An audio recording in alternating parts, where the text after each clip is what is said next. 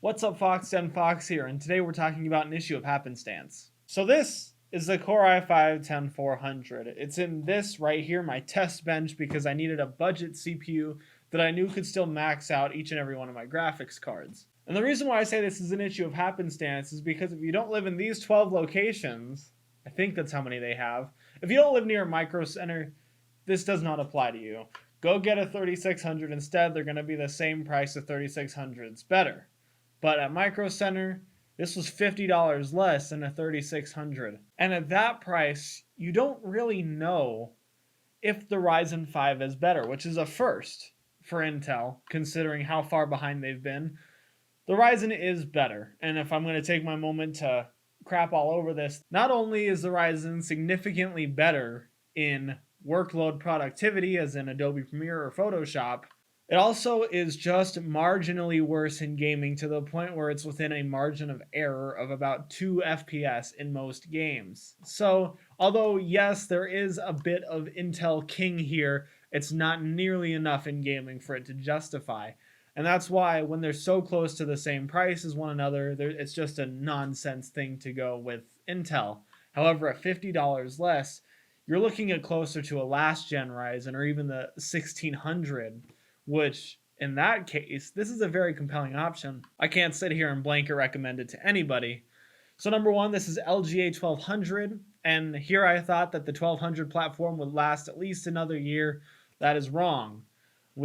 Since they are going with a different technology, they have to use different motherboards, which means that this is already obsolete as soon as those come out. Whereas if you buy Ryzen, even a B450, which is what I use in my main build, is still good to go for another generation. However, that's not to say that I'm guaranteeing that Ryzen will have better longevity in the long run. If they go down to 5 nanometer, who knows if that's going to require a motherboard update.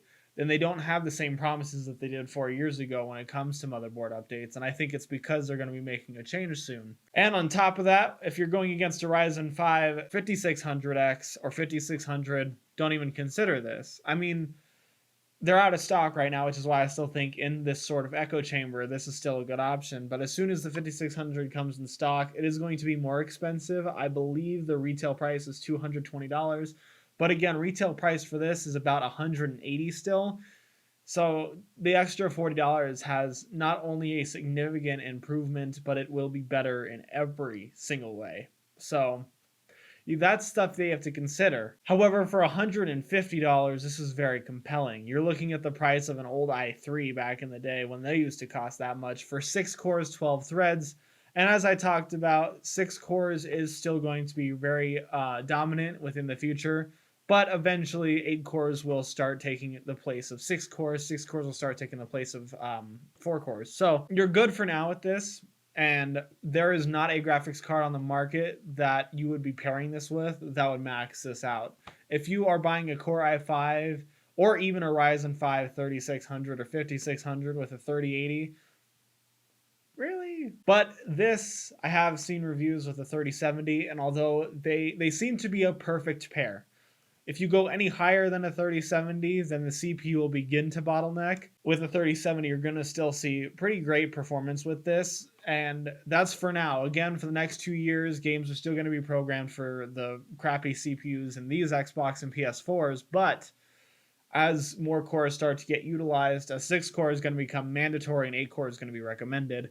So eventually these 6 core CPUs are going to start lagging behind when it comes to having a 3070 or 4070 in the future. But as of right now, even this thing can take a 2080 Ti without any issues and will take a 3070 just fine, which is why it's still a compelling option, because although Ryzen dominates everywhere, if you can find this for a good price, it's not worse.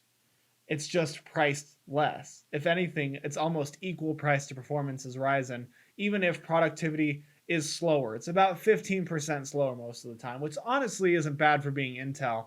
But if you're for more productivity, for an extra $50 though, when you buy it for $150, that's a lot. And maybe you could go for 2600 or 1600 AF. In which they do trade blows with one another, so that's a choice up to you if you can find an AF for cheaper or something like that. I don't even know if we have AFs in America. I think we do. I'm not sure. I haven't seen one. But as of right now, the Core i5-10400 is a very compelling option and one that I am actually proud to say that I stuck with. And my bias is showing clearly. It's the same reason why my dad wants to buy the new MacBook, same reason I want to buy Intel, is because although we know it's worse, there's something in our monkey brains that say brand recognition good. And as much as I wish that I could stop that, it's impossible. So having Intel back in the family is actually pretty awesome. And of course, I'm never going to recommend an Intel CPU to you out of good faith unless they are actually better.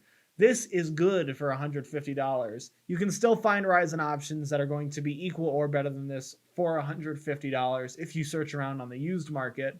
But for brand new $150, I am not complaining about this. And I think anybody who has an i5-10400, which I think is actually a very popular option right now, you're going to be perfectly fine for the next few years. You made a good choice.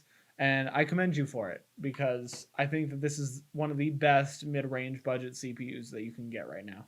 Of course, as I've said 100 times in this video, you should probably still go Ryzen. But thank you very much for watching this video. If you like this video, like, subscribe, do what you usually do, and as always, buy yourself something nice.